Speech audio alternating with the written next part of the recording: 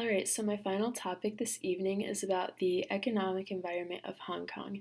Hong Kong operates under a free market economy, and due to increasing global integration, this means that it's highly vulnerable to market volatility.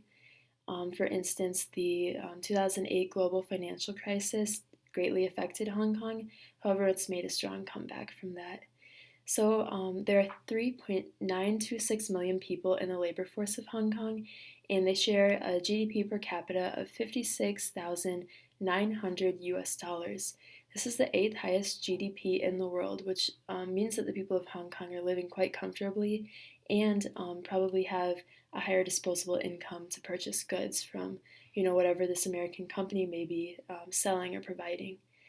And what's really interesting about this high GDP per capita is that 92.8% of it is derived from the service sector in areas such as financial services, security, things like that. So any American company would, of course, want to ensure a high return on investment to increase shareholder value. And Hong Kong does this very well by pegging the Hong Kong dollar to the US dollar. So the Hong Kong dollar has traded at about 7.7 Hong Kong dollars per one US dollar for many years now, and this decreases the volatility and exchange rate risk that a corporation would have when they're doing business abroad. There are free trade ports, which ease customs if a corporation, chooses to import and export certain things. However, there is a duty on tobacco, and this is a public health policy that will overall, help the population. So, tobacco definitely not a good industry for the American company to enter. So there are no sales or VAT or value-added taxes.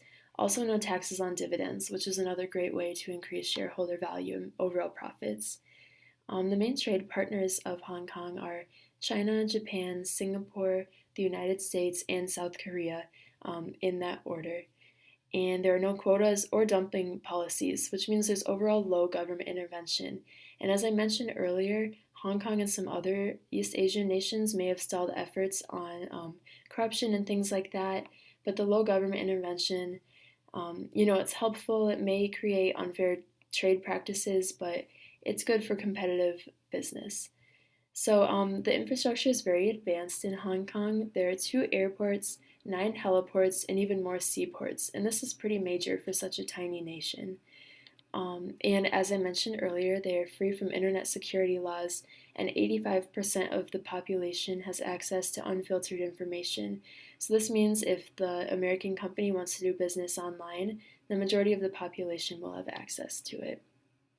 So Hong Kong is the number one nation in the world with economic freedom, and this isn't only in East Asia, but of course the entire world. So I think it's a great place to do business, not only in East Asia, but it rivals, other major European, South American nations as well.